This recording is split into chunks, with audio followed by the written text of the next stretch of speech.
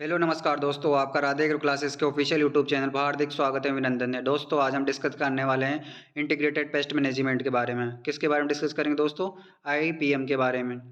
Categories of insect pest and disease on the basis of population level, यानी कि उनकी जनसंख्या के आधार पर हम उनका अध्ययन करेंगे। जनरल इक्विलिब्रियम पोजीशन जीईपी, यह पेस्ट डेंसिटी की मिनिमम वैल्यू होती है। जैसे जैसे पर्यावरण जैविक जैविक कारकों में परिवर्तित होता है, वैसे वैसे पेस्ट की जो पॉपुलेशन होती है वो भी घटती और बढ़ती है। यानी कि विशेष तौर पर हमारे जो पेस्ट होते हैं उनका इफेक्ट हमारे वातावरण के कारण पड़ता है। तो जनरल इक्विलिब्रियम पोजीशन क्या होती है कि जैसे जैसे पर्यावरण में जैविक अजैविक कारकों में परिवर्तन होता है, वैसे वैसे इनकी फ्लक्चुएशन भी बढ़ती है बिना किसी परमानेंट मॉडिफिकेशन के। डैमेजिंग बाउंड्री, न्यूनतम इंजरी लेवल होता है जहाँ पर डैमेज को मापा जाता है। यानी कि ये कौन सी लेवल होती है जहाँ पर हमारे पौधों में यानी कि हमारी फसल में हो रहे नुकसान को मापा जाता है, तो उसे डैमेजिंग बाउंड्री बोला जाता है। इकोनॉमिक इंजरी लेवल, यह वह इंजरी लेवल होता है कि इंसेक्ट पेस्ट होते हैं, उनको पॉपुलेशन को कंट्रोल करना ईटीएल कहलाता है। इकोनॉमिक इंजरी लेवल यानी कि इस स्तर पर हमारी फसल में नुकसान होने लग जाता है, इसलिए इसको इस स्टेज पर कंट्रोल करना आवश्यक होता है। On the basis of occurrence regular paste, इस प्रकार का पेस्ट क्रॉप में निरंतर उपस्थित रहता है और क्रॉप को नुकसान पहुंचाता रहता है। यानी कि जो ये रेगुलर पेस्ट होते हैं हर साल आते हैं और हमारी फसल को नुकसान पहुंचाते हैं, तो उसे रेगुलर पेस्ट बोला जाता है। जैसे राइस स्टेम बोरर हमारे राइस में हमेशा आता है, और ब्रिंजल फ्रूट बोरर ये भी हमारे जो बैंगन होता है उसमें हर वर्ष आता है और उसे नुकसान पहुंचाता है, इसलिए इन्हें रेगुलर पेस्ट बोला जाता है। ओकेजनल पेस्ट यानी कभी कभी आने वाले पेस्ट, मतलब यानी कि इस प्रकार के पेस्ट है कभी कभी नुकसान पहुंचाते हैं, यह प्रतिवर्ष नहीं आते हैं और इनका नुकसान भी कम होता है। इस प्रकार का पेस्ट किसी क्रॉप में कभी कभी नुकसान पहुंचाता है। कौन सा? मैंगो पर, ये मैंगो में लगने वाला पेस्ट है। परसिस्ट पेस्ट, इस प्रकार का पेस्ट क्रॉप में पूरे साल उपस्थित रहता है और उसको नुकसान पहुंचाता रहता है। इसका कंट्रोल करना मुश्किल होता है। जैसे चीली थ्रिप्स, यह परसिस्ट यानी कि उस पर जीवन यापन करता है और उसी पे अपना भोजन और वृद्धि विकास करता है, इसलिए इसे परसिस्ट पेस्ट बोला जाता है। स्पोरेडिक पेस्ट, इस प्रकार के पेस्ट क्रॉप में कुछ अवधि के लिए क्रॉप फील्ड में या इधर उधर फैले हुए दिखाई देते हैं, जैसे कोकोनट स्लग और कैटरपिलर, यानी कि यह छितरे हुए यानी कि कभी कभी आते हैं और छोटी मात्रा में फैलते हैं, इन्हें स्पोरेडिक पेस्ट बोला जाता है। Based on infestation level epidemic pest, इस प्रकार का पेस्ट बहुत ही कम समय में बहुत अधिक क्षेत्र पर आक्रमण करता है और इसलिए एपिडेमिक पेस्ट बोला जाता है। यानी कि जो एपिडेमिक पेस्ट होते हैं ये बहुत ही कम समय में बहुत बड़े क्षेत्र में आसानी से फैल जाते हैं और उस क्षेत्र के जो फसल होती है उसको नुकसान पहुंचाते हैं। यानी कि इसका एग्जाम्पल की बात करें तो बीपीएच इन तंजौर, यानी कि जो तंजौर में होता है वो एपिडेमिक पेस्ट का एग्जाम्पल है। एंडेमिक पेस्ट की बात करें, इस प्रकार का पेस्ट किसी पार्टिकुलर एरिया पर ही अटैक करता है, यानी कि कोई विशेष क्षेत्र होता है उसी में यह आक्रमण करता है एवं इनका आक्रमण कम होता है, कम मात्रा में आक्रमण करते हैं। जैसे राइस गालमीज इन मदुरई, यानी कि जो हमारे मदुरई में राइस में गालमीज का अटैक हुआ था वो एक एंडेमिक डिजीज का एग्जाम्पल है। Based on the GP ETL और डैमेजिंग बाउंड्री की पेस्ट, ये मोस्ट डैमेजिंग पेस्ट है जो नियंत्रित रूप से हानि पहुंचाते हैं। इन पेस्ट की जीपी ईटीएल से अधिक होती है। यह प्रसिस्ट पेस्ट होती है। इन कीटों के विरुद्ध अपनाए गई कंट्रोल मेजर्स अस्थायी होते हैं, जैसे कॉटन बॉलवर्म, यानी कि पेस्ट क्या होते हैं, यह बहुत ही डैमेजिंग यानी कि बहुत ही नुकसानदायक होते हैं। यह नियमित रूप से फसलों को हानि पहुंचाते रहते हैं। जो इनकी जनरल इक्विलिब्रियम पोजीशन होती है वो ईटीएल इकोनॉमिक थ्रेशोल्ड लेवल से अधिक होती है, इसलिए इन्हें परसिस्टेंट पेस्ट कहा जाता है। और जो इनका नुकसान बहुत ज़्यादा होता है और ये फसलों को अधिक नुकसान पहुंचाते हैं, जैसे कॉटन बॉलवर्म, ये की पेस्ट का एग्जाम्पल है दोस्तों। मेजर पेस्ट की बात करें, इस पेस्ट का जीपी ईटीएल से अधिक नहीं होता है, बहुत कम होता है। इन्हें कभी कभी कभी कभी दोनों पर एक ही लेवल पर होते हैं, यानी कि जो कॉटन जेसिड होता है इस प्रकार का पेस्ट जीपी ईटीएल से बहुत कम होता है और कभी कभी दोनों एक ही लेवल पर पाए होते हैं। यानी कि कभी कभी ये जो मेन हमारी क्रॉप होती है उसी पर बने रहते हैं और इनका जीपी ईटीएल से अधिक नहीं होके बल्कि उनसे कम होता है, इसे मेजर पेस्ट बोला जाता है। माइनर पेस्ट की बात करें, इस पेस्ट का जीपी ईटीएल से कम होता है, तो इसका एग्जांपल कौन सा है? राइस हिस्पा, माइनर पेस्ट है दोस्तों। इसका जेनेरिक पोजीशन इकोनॉमिक थ्रेशोल्ड से कम होता है, इसलिए इसे माइनर पेस्ट बोला जाता है। स्पोरेडिक पेस्ट की बात करें, इनका जनरल इक्विलिब्रियम पोजीशन ईटीएल से नीचे की ओर होता है और कभी कभी ईटीएल को क्रॉस करती है। यानी कि स्पोरेडिक कभी कभी यह हमें अधिक नुकसान देखने को मिलता है इस क्रॉप में। से वाइट ग्रब की बात करें, यह कभी कभी ही पौधों को अधिक नुकसान पहुंचाती है, इसलिए इसे स्पोरेडिक पेस्ट बोला जाता है। पोटेंशियल पेस्ट, इस श्रेणी के पेस्ट सामान्यतः पेस्ट नहीं होते, इनका जीईपी हमेशा ईटीएल से नीचे रहता है, परंतु पर्यावरण परिवर्तन होने पर इकोनॉमिक इंजरी की संभावना होती है। यानी कि यह पेस्ट ज़्यादा नुकसान पहुंचाते हैं। इनका general equilibrium position economic threshold level से नीचे रहता है और पर्यावरण परिवर्तन होने पर इकोनॉमिक इंजरी की संभावना होती है, वरना इनका कोई नुकसान नहीं होता है। जैसे आर्मी वर्म इन वीट। आईपीएम का इंट्रोडक्शन। आधुनिक कृषि के विकास में हाई प्रोडक्शन वाली हाइब्रिड वैरायटी, केमिकल फर्टिलाइजर, उत्तम सिंचाई अधिक का मुख्य योगदान है, परंतु इन सब के अंधाधुन प्रयोग के कारण इसे दुष्परिणाम सबको देखने को मिल रहे हैं। यानी कि जो हमारे हरित क्रांति आई थी दोस्तों, तो उसके हमने हाइब्रिड सीड का प्रोडक्शन किया और हमने अधिक मात्रा में केमिकल्स फर्टिलाइजर्स का यूज़ किया, जिसके कारण हमें यह इंटीग्रेटेड पेस्ट मैनेजमेंट की आवश्यकता पड़ रही है। क्योंकि अधिक खाद उर्वरकों का प्रयोग करने से कीटों का उनकी फसलों के प्रति रेसिस्टेंट पैदा हो गया है, जो अधिक नुकसानदायक है। इसमें इंसेक्ट कंट्रोल है, तो इंसेक्टिसाइड के अधिक प्रयोग के कारण ह्यूमन एंड प्लांट के लिए विभिन्न प्रकार की समस्याएं सामने आने लगी है, जिसके कारण प्लांट प्रोटेक्शन रसायनों के उपयोग से उत्तम खतरों के प्रति जागरूकता होने लगे हैं, जिसके लिए आईपीएम पर विशेष ध्यान देने लगे हैं। आईपीएम का तात्पर्य इंसेक्ट कंट्रोल की ऐसी विधियों से हैं जिससे वातावरण कम से कम प्रभाव हो। यानी कि किसी भी इंसेक्ट या पेस्ट के नियंत्रण के लिए जितने भी संभावित उपयोग हो सकते हैं, उन सभी का एक समान कार्यक्रम बनाकर उन सभी को आईपीएम कहा जाता है। यानी कि ऐसी विधियों का प्रयोग करना जिससे पर्यावरण को नुकसान नहीं हो, मनुष्य को नुकसान नहीं हो, पौधों को भी, जानवरों को किसी प्रकार का नुकसान नहीं हो, उसे इंटीग्रेटेड पेस्ट मैनेजमेंट बोला जाता है। यानी कि ऐसी विधियों का प्रयोग करना जिससे किसी प्रकार का नुकसान नहीं हो, उसे आईपीएम बोला जाता है। इसके एडवांटेजेस की बात करें तो, या इसकी इंपॉर्टेंस की बात करें तो पहला इंपॉर्टेंस हमारा इकोनॉमिक इंपॉर्टेंस। वर्तमान समय में कीट नियंत्रण का आधार रासायनिक कीटनाशक है, जो अधिक उपज देने वाली प्रजातियों में कीट नियंत्रण के लिए करोड़ों रुपए व्यय हो जाता है। अतः आईपीएम का उपयोग कर विभिन्न प्रकार की लागत कम किया जा सकता है। यानी कि जो हमारे जो इंसेक्टिसाइड पेस्टिसाइड का यूज़ करते हैं दोस्तों, वो दोस्तों बहुत ही महंगे आते हैं और इनका अधिक प्रयोग करने से पर्यावरण को, ह्यूमन को और जो हमारे जानवर होते हैं उनको नुकसान होता है। अगर हम आईपीएम का इंटीग्रेटेड पेस्ट मैनेजमेंट का उपयोग करेंगे तो इससे हमें इकोनॉमिक इम्पोर्टेंस भी मिलेगा, यानी कि हमारा आय व्यय का बचत होगा, अधिक पैसा खर्च नहीं करना पड़ेगा और जो हमें उत्पादन भी अधिक प्राप्त होगा। Environmental quality. रासायनिक कीट प्रबंधन विधि से प्रकृति का संतुलन बिगड़ जाता है। बहुत से ऐसे कीट होते हैं जो पूरे वर्ष उसके पूर्व उस क्षेत्र में देखे नहीं गए। आईपीएम का यूज़ करने से इन समस्याओं का बचाव किया जा सकता है। यानी कि जो रासायनिक कीटनाशी होते हैं वो प्रकृति का संतुलन बिगाड़ देते हैं। तो बहुत से ऐसे कीट होते हैं जो कभी कभी देखने को मिलते हैं, तो उन जो हमें कभी कभी देखने को मिलते हैं उन कीटों का नियंत्रण हम इंटीग्रेटेड पेस्ट मैनेजमेंट के द्वारा कर सकते हैं। हेल्थ। पेस्टिसाइड का उपयोग उत्पादन, संग्रहण आदि से ह्यूमन हेल्थ का पर बुरा प्रभाव पड़ता है। आईपीएम का उपयोग करके इन समस्याओं को दूर किया जा सकता है। यानी कि जो हम पेस्टिसाइड इंसेक्टिसाइड का यूज़ करते हैं दोस्तों, वह ह्यूमन हेल्थ के लिए बहुत ही डेंजरस है। इसलिए हम आईपीएम का यूज़ करके इस मनुष्य को और जानवरों को होने वाले नुकसान को कम किया जा सकता है और जो हमारे हेल्थ है उसमें सुधार किया जा सकता है। Soil fertility. आईपीएम का उपयोग करने से मृदा की उर्वरा शक्ति बनी रहती है। यानी कि हम पेस्टिसाइड इंसेक्टिसाइड का उपयोग नहीं करेंगे दोस्तों, तो हमारी जो क्रॉप है वो भी अच्छा उत्पादन देगी, उनमें किसी प्रकार के रासायनिक उर्वरकों का प्रयोग नहीं किया जाएगा, तो वो स्वस्थ होगी और हमारे मनुष्य स्वास्थ्य के लिए अच्छी होगी। Environmental effect. आईपीएम का उपयोग करने से पर्यावरण कम प्रदूषित होता है। Production of better quality of food grain. यानी कि जो हम आईपीएम के द्वारा अधिक उत्पादन करने वाली फसलों का उत्पादन करेंगे तो उसकी क्वालिटी भी अच्छी होगी, उनमें इंसेक्ट पेस्ट का प्रयोग नहीं होगा, तो ह्यूमन स्वास्थ्य के लिए भी अच्छी होगी और उत्पादन भी अच्छा प्राप्त होगा। Concept of IPM. यानी कि कॉन्सेप्ट क्या है आईपीएम का। आईपीएम पर विस्तार से अध्ययन के पूर्व यह जानना आवश्यक है कि इस आवश्यकता क्यों पड़ी, यानी कि इंटीग्रेटेड पेस्ट मैनेजमेंट की आवश्यकता क्यों पड़ी। मनुष्य जब से खेती कर रहा है तब से क्रॉप को हानि पहुंचाने वाले इंसेक्ट, पेस्ट एंड वीड की प्रॉब्लम चली आ रही थी। सन 1960-65 तक इंसेक्ट पेस्ट कंट्रोल एक अत्यंत सरल कार्य हो गया था, क्योंकि पेस्टिसाइड यूज़ करके इंसेक्ट पेस्ट को प्रभावी रूप से नियंत्रित किया जा सकता था। इसलिए फसलों में पैदावार बढ़ाने के लिए इसका मनमाने ढंग से उपयोग होने लगा।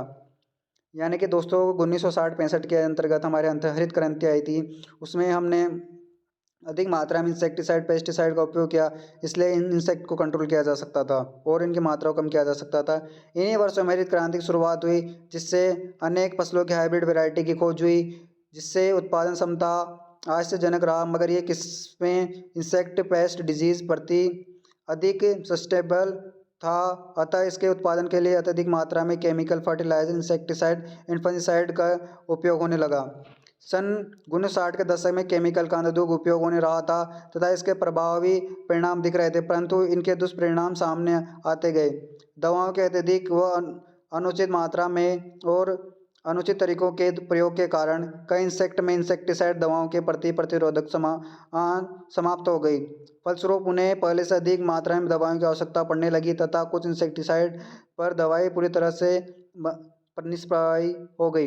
यानी कि कुछ इंसेक्ट ऐसे हैं दोस्तों जिन पे इन इंसेक्टिसाइड का प्रयोग करने पर भी कोई प्रभाव नहीं पड़ रहा है, यानी कि प्रतिरोधकता आ गई है उनमें। यानी कि पहले तो कम मात्रा में उनका निपटान किया जा सकता था, लेकिन इन इंसेक्टिसाइड के अधिक प्रयोग से उनमें ऐसी प्रतिरोधकता आ गई है जो अधिक मात्रा में इंसेक्टिसाइड का प्रयोग करने पर भी समाप्त नहीं हो रहे हैं। हेरी कैटरपिलर, ये इसका अच्छा उदाहरण है दोस्तों। आदि कुछ ऐसे इंसेक्ट है जिन्हें कई प्रकार के इंसेक्टिसाइड दवाओं के प्रति इंसेक्टी रेसिस्टेंट कैपेसिटी उत्पन्न कर लिए तथा इन्हें मारना बहुत मुश्किल हो गया। यानी कि इन्होंने अपने आपको ऐसा बना लिया है कि कितना भी इंसेक्टिसाइड का हम प्रयोग कर लें, इनको निपटान करना पॉसिबल नहीं है। इन रसायनों के अत्यधिक उपयोग से प्रदूषण की गंभीर समस्या उत्पन्न हो गई, यानी कि अधिक रसायनों का प्रयोग करने से पोल्यूशन की प्रॉब्लम हो गई है। ज़मीन में इंसेक्टिसाइड दवाओं का तथा विष के रूप में रहते हैं, यानी कि जो इंसेक्टिसाइड है यह हमारे मृदा में एक तरह से जहर घोल रहे हैं। मिट्टी के अलावा तालाबों, वायु एक्सेट्रा में इसके द्वारा उस मात्रा में प्रदूषण फैलने लगा है। यानी कि जो हमारे इंसेक्टिसाइड के जो डिब्बे होते हैं और जो हमारे इंसेक्टिसाइड होता है उनको हम स्प्रे करने के बाद इधर उधर फेंक देते हैं, जिससे सोइल प्रदूषण तो हो ही रहा है, साथ ही में एयर पोल्यूशन भी हो रहा है। दवाओं के अधिक उपयोग से हानिकारक कीट मरते ही थे, साथ में परभक्षी परजीवी कीट भी मरने लगे। यानी कि जो हमारे परभक्षी और परजीवी कीट होते हैं वो भी इंसेक्टिसाइड के कारण मरने लगे। इन्हीं सब दुष्प्रभावों से बचने के लिए वैज्ञानिकों ने इंसेक्टिसाइड का उपयोग कम करने तथा इस इंसेक्टिसाइड पेस्ट का कंट्रोल करने के लिए IPM को प्रारंभ किया। यानी कि जो हमारे इंसेक्टिसाइड पेस्टिसाइड थे इनका अधिक उपयोग करने से दोस्तों इन इंसेक्ट ने अपने प्रति रेसिस्टेंस पैदा कर लिया है, और जो पहले कम मात्रा में इंसेक्टिसाइड से के प्रयोग से ये कीट समाप्त हो जाते थे, लेकिन अब नहीं हो रहे। उन्होंने अपनी प्रतिरोधक क्षमता को बढ़ा लिया है, जिससे इनका कंट्रोल करना आसान नहीं है। Important principle of IPM, crop को सोविंग से लेकर हार्वेस्टिंग तक निगरानी रखना चाहिए, जिससे मित्र कीट के बारे में जानकारी लेना। यानी कि क्रॉप को सोविंग से लेकर हार्वेस्टिंग तक निगरानी करना चाहिए मित्र कीट और शत्रु कीट के बारे में जानकारी लेने के लिए। इंसेक्ट को नष्ट करने के लिए उन्हीं तरीकों को अपनाएं जिनसे वातावरण प्रदूषित नहीं हो। यानी कि इंसेक्ट को कंट्रोल करने के लिए ऐसी विधियों का प्रयोग किया जाए जिससे पर्यावरण को नुकसान नहीं हो और पर्यावरण प्रदूषण न हो। समय अनुसार IPM के तरीकों को अपनाकर नाशक जीवों को उनके इकोनॉमिक इंजरी लेवल से नीचे रखना चाहिए। यानी कि इंटीग्रेटेड पेस्ट मैनेजमेंट के तरीकों को अपनाकर इकोनॉमिक इंजरी लेवल से उन्हें नीचे रखना चाहिए। केमिकल इंसेक्टिसाइड का उचित मात्रा में उसी समय उपयोग करना चाहिए जब इंसेक्ट डिजीज़ को स्थिति बहुत ज़्यादा हो। यानी कि हमें केमिकल इंसेक्टिसाइड का कब उपयोग करना चाहिए, यानी कि जब उपयोग करना चाहिए जब उनकी मात्रा अधिक हो जाए, जब ही हमें केमिकल इंसेक्टिसाइड का प्रयोग करना चाहिए, वरना इंटीग्रेटेड पेस्ट मैनेजमेंट के द्वारा हमें इनका प्रबंधन करना चाहिए। टूल्स ऑफ IPM, इसके अंतर्गत निम्न क्रियाएं आती है। Host plant resistance. Host plant resistance वह गुण है जो एक पौधे को इंसेक्ट के प्रकोप से बचाने के लिए, उसे सहन करने के लिए अथवा उसके द्वारा होने वाली क्षति से पूर्ण स्वस्थ हो जाने में समर्थ बनाना। यानी कि ऐसी किस्म का प्रयोग करना जो होस्ट प्लांट रेसिस्टेंट हो। व्यवहारिक कृषि के में प्रतिरोध इस अवस्था को दर्शाता है जिनमें कीटों की उपस्थिति से सभी प्लांट की एक विशेष किस्म दूसरी अन्य किस्मों की तुलना में अच्छी और अधिक उपज देने वाली हो। यानी कि ऐसी वैरायटी डेवलप करना दोस्तों जो होस्ट प्लांट असिस्टेंट हो।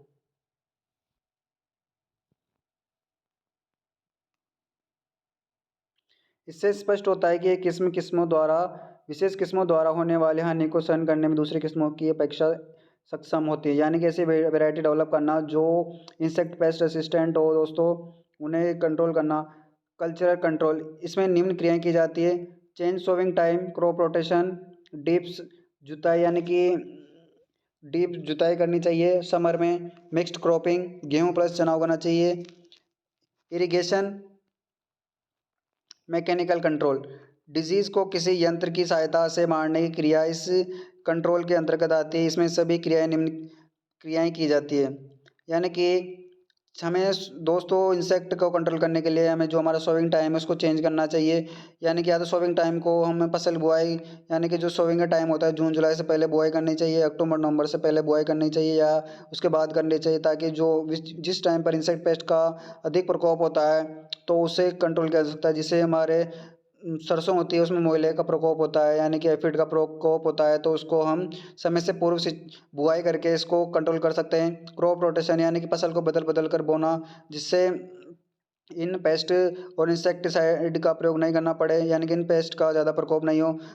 जो गर्मी होती है उस टाइम पे हमें डीप समर में गर्मी के टाइम में हमें डीप जुताई करनी चाहिए, डीप कल्टीवेशन करना चाहिए। मिक्स्ड क्रॉपिंग यानी कि एक या एक से अधिक फसलों को बदल यानी कि दो या दो से अधिक फसलों को मिक्स करके बुआई करनी चाहिए। इरिगेशन, अधिक सिंचाई नहीं करनी चाहिए, हमें उसमें ड्रेनेज की व्यवस्था करनी चाहिए और जब आवश्यकता हो सिंचाई की, जब आवश्यकता हो जब ही सिंचाई करनी चाहिए। मैकेनिकल कंट्रोल में कैसे करेंगे दोस्तों? हाथों द्वारा इंसेक्ट को कंट्रोल करना, यानी कि इंसेक्ट को कलेक्ट करेंगे और उन्हें नष्ट कर देंगे, जिससे गंदी बग को कंट्रोल किया जा सकता है।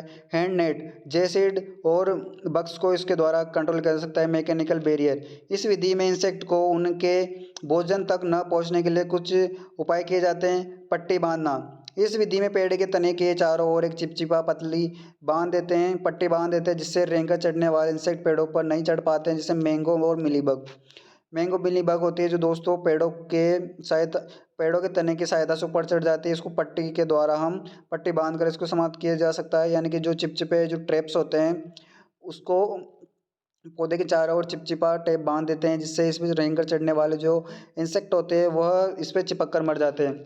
फेंसिस, रेंगने वाले इंसेक्ट को रोकने के लिए खेत के चारों ओर दीवार बना देते हैं ताकि ये इंसेक्ट एक खेत से दूसरे खेत में ना जा सके। ट्रेंचेस लगा सकते हैं, लाइट ट्रैप लगा सकते हैं, जिससे यह उस पर अट्रैक्ट होकर उस पर चिपक जाए। ट्रैप चिपचिपा ट्रैप होता है, उस पर चिपक के ये दोस्त नष्ट हो जाए। लाइट ट्रैप क्या होती है? जो लाइट ट्रैप होती है इसमें प्रकाश के लिए एक बल्ब लगा होता है, उसमें नीचे एक पानी भरा होता है या उसमें केरोसिन भरा होता है, जिससे वह उसकी तरफ अट्रैक्ट होते हैं और उसमें चिपक के मर जाते हैं। फिजिकल कंट्रोल, इस कंट्रोल के अंतर्गत हम इंसेक्ट को भौतिक साधनों जैसे टेम्परेचर द्वारा, मॉइस्चर द्वारा, लाइट के द्वारा, साउंड के द्वारा, इलेक्ट्रिक के द्वारा इसका उपयोग करके समाप्त कर सकते हैं। टेम्परेचर, हॉट टेम्परेचर, इस कृत्रिम रूप से अनाज को सुखाना अथवा ठंडा करना प्रचलित इंसेक्ट कंट्रोल करने के साधन हैं। यदि अनाज में उपस्थित नमी की मात्रा को 10% से कम कर दिया जाए तो भंडारित अनाज में लगने वाले इंसेक्ट इनएक्टिव हो जाते हैं। यानी कि अधिक तापमान यानी कि हम गर्मियों के समय में हमारी फसलों में लगने वाले कीटों को समाप्त करने के लिए यानी कि भंडारण के समय हमें उनमें नमी को 10% से कम कर देना चाहिए, जिससे उनमें इंसेक्ट पेस्ट का कंट्रोल नहीं करना पड़े, यानी कि वह उस गर्मी के ताप के कारण समाप्त हो जाते हैं। ह्यूमिडिटी या मॉइस्चर, कुछ फसलों की सिंचाई करके अथवा समय पर पानी भरकर इंसेक्ट का प्रकोप बचाया जा सकता है। दीमक के लिए उचित समय पर सिंचाई करनी चाहिए, यानी कि जो सिंचाई की मात्रा है उसको समय पर करना चाहिए। जिससे कैसे कंट्रोल किया जा सकता है दोस्तों? तो उसको पानी भर कर करके कंट्रोल किया जा सकता है। ये दीमक के लिए सबसे फायदेमंद होता है। दीमक किस फसल में लगता है हमारे? तो दीमक लगता है दोस्तों हमारे गेहूं की फसल में। लाइट का यूज़ लाइट की ओर आकर्षित होने वाले इंसेक्ट को मारने के लिए किया जाता है, यानी कि जो इंसेक्ट है जो लाइट की तरफ अट्रैक्ट होते हैं उनको लाइट के द्वारा अट्रैक्ट करके समाप्त किया जा सकता है। साउंड या इलेक्ट्रिक भंडार गृहों में इंसेक्ट को कंट्रोल मशीनों के द्वारा उच्च विद्युत धारा प्रवाहित करके किया जा सकता है, यानी कि इलेक्ट्रिसिटी द्वारा हम इनका कंट्रोल कर सकते हैं। लीगल या लेजिस्लेटिव में कंट्रोल। कृषि विकास के प्रारंभिक दिनों में बहुत से पौधे एवं उनके उत्पाद एक देश से दूसरे देश में भेजे गए तथा मंगाए गए थे। इन पदार्थों के साथ बहुत से हानिकारक इंसेक्ट, डिजीज एंड वीड एक देश से दूसरे देश में एवं एक एरिया से दूसरे एरिया में पहुंच जाते हैं और अपनी सहयोग प्रदान करते हैं। इन हानि को देखते हुए 19वीं सदी के मध्य कुछ देशों द्वारा इस संबंध को निर्णय लिया गया कि हानिकारक इंसेक्ट डिजीज के इस फैलाव को रोकने के लिए कानून बनाकर प्रतिबंध लगाना आवश्यक हो गया। इस फलस्वरूप लीगल कंट्रोल मेथड को अपनाना प्रारंभ किया गया। सन 1860 में अंगूर की कटिंग के साथ अमेरिका से फिलोक्सिक्सा नामक इंसेक्ट फ्रांस में प्रवेश कर गया और इससे वहाँ पर इतना अधिक नुकसान पहुँचा कि वहाँ अंगूर की खेती की ही समाप्त होने लगी। यानी कि 1860 में अंगूर की जो कटिंग की जाती थी अमेरिका से फिलोक्सिसेसा नामक इंसेक्ट था जो फ्रांस में प्रवेश कर गया और वहाँ पर इसकी इतनी अधिक मात्रा में नुकसान पहुँचाया कि वहाँ पर इसकी खेती समाप्त हो गई। लीगल कंट्रोल को 5 भागों में बांटा गया है। विदेश से आने वाले नए इंसेक्ट के विरुद्ध नियम। देश प्रदेश के अंदर पहले से मिलने वाले इंसेक्ट के प्रसार को रोकना, इंसेक्ट में मिश्रण न करना, इंसेक्टिसाइड में मिश्रण न करना तथा उनकी टॉलरेंस लिमिट मालूम करना, तीव्र विष वाले रसायनों के प्रयोग पर रोक लगाना। यानी कि देश से आने वाले इंसेक्ट है उनके विरुद्ध नियम बनाना है। देश के अंदर मिलने वाले इंसेक्टिसाइड उनके प्रसार यानी उनके एक क्षेत्र से दूसरे क्षेत्र में जाने से रोकना है। उनका इंसेक्टिसाइड का मिश्रण है उसकी मात्रा और कीटों पर होने वाले प्रभाव की मात्रा का मालूम करना है। तीव्र विष वाले रसायनों के प्रयोग पर रोक लगाना है। Biological control. पौधे को हानि पहुंचाने वाले इंसेक्ट को मारने के लिए उनके प्राकृतिक शत्रुओं का प्रयोग करना चाहिए, उसे बायोलॉजिकल कंट्रोल कहा जाता है। जैसे चिड़ियाँ हुई, मछलियाँ हुई, मेंढक हुए, केकड़े हुए। बायोलॉजिकल कंट्रोल में निम्नलिखित प्राकृतिक शत्रु उपयोग में लिए जाते हैं। Parasite bacteria, parasite protozoa, parasite fungi, parasite virus. Chemical control. दोस्तों केमिकल कंट्रोल कैसे किया जाए? केमिकल का प्रयोग करके हम केमिकल कंट्रोल के द्वारा हम इन इंसेक्ट पेस्ट को कंट्रोल कर सकते हैं। बेंजीन DDT, मेलाथियान, एजेक्ट्रा, मिथाइल ब्रोमाइड। सर्वप्रथम कैलिफोर्निया सरकार द्वारा 1871 में नियम बनाया गया कि तथा 1912 में प्लांट क्वारंटाइन लॉ के नाम से संपूर्ण अमेरिका में कार्यान्वित किया गया। यानी कि कैलिफोर्निया में 1871 में ये कानून बनाया गया और 1912 में प्लांट क्वारंटाइन लॉ लाया गया। लीगल कंट्रोल के अंतर्गत निम्न नियम बनाए गए। Quarantine loss. बाहर से आने वाले पेड़ पौधों और खाद्य पदार्थ स्थानों के द्वारा ही देश के अंतर्गत प्रपात जहाज के बाद लाए जाए या भेजे जा सकते हैं।